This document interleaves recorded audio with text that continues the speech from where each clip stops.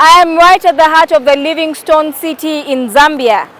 Now, this used to be the capital city so many years ago, but it was later moved to Lusaka. Now, the city is continuing to bustle with lots of tourism activities. This is the Mosi Otunya Road, which means smoke which thunders in Zambia's Lozi language. The road shares a name with the famous Victoria Falls on the Zambezi River.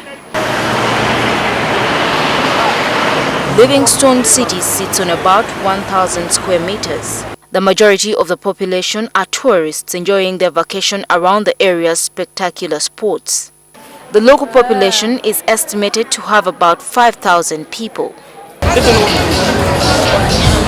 We explored one of the town's flea markets that's very popular with the ordinary folk. It's called Zimbabwe Market and is a total contrast to Livingstone town's upmarket areas. One of the tourist sites that are a must visit for first-time visitors is the mighty Zambezi River, which is the fourth longest river in Africa after the Nile, Zaire and Niger River. Our adventurous expedition saw us wade through the Zambezi River to the Mosi Otunya National Park. We eventually got to the Royal Livingstone and Zambezi Sun hotels. People can still arrive by road in the normal way and land on the other side. So basically what you're getting today is a VIP alternative that you can sell.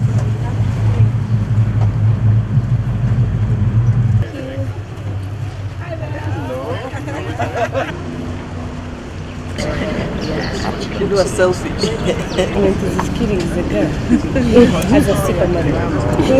The serene environment in this part of Livingstone is simply breathtaking. It is part of the reason that this former capital of Zambia's southern province was made a tourist hub.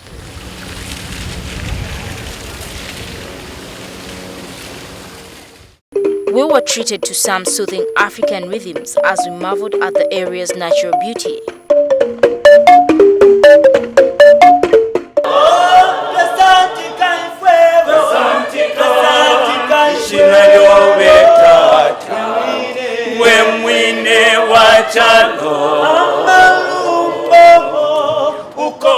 The Zambezi River flows from a little spring in the corner of northwestern Zambia, close to the nation's border with Angola. It then flows to Angola and back to Zambia. The flow of the river cuts beautifully through the Mosi Otunya Park, offering a dazzling view. Many tourists come here to do rafting, sightseeing, and a host of other adventurous activities. Boat cruises are an all-day activity. Many tourists prefer the evening cruise though because it offers a beautiful view of the sunset. We cruised aboard the three-storied African Queen boat. When we drive through the planet, This sunset boat cruise is perhaps one of the most interesting activities you can have on the River Zambezi. In a relaxed manner, it gives you an opportunity to watch nature and explore it and actually appreciate it. Looking at the birds, looking at the animals by the banks, looking at the green, the vegetation.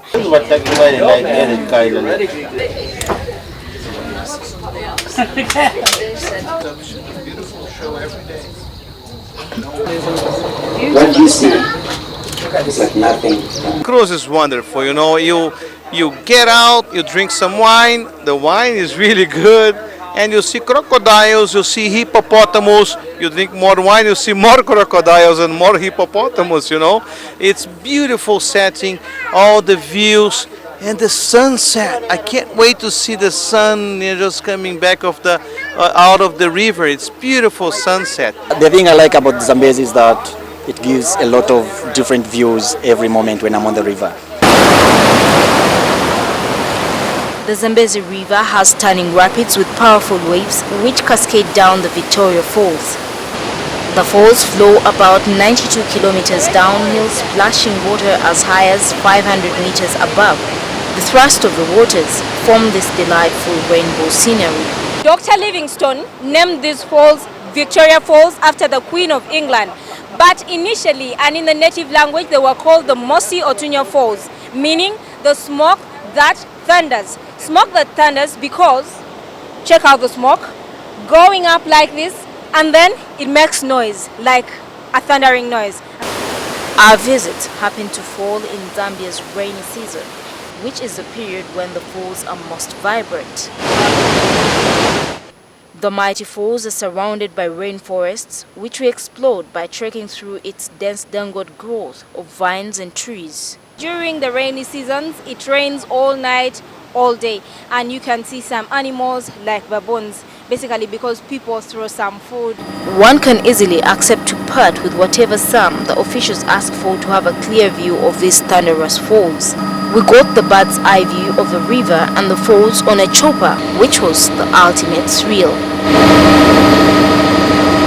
Our 15 minutes experience enabled us to have a view of Livingstone City and the falls' deep gullies.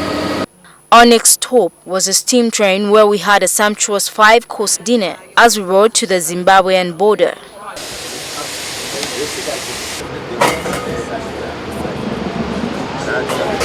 The majority of tourists here are foreigners, like is the case in most African countries. Domestic tourism in Livingstone hasn't yet caught on among the locals. As we departed this fascinating town, I could not help but think of the great hospitality the Zimbabweans accorded us. Gertrude Tumusiime Uwitware, NTV, Livingstone, Zambia.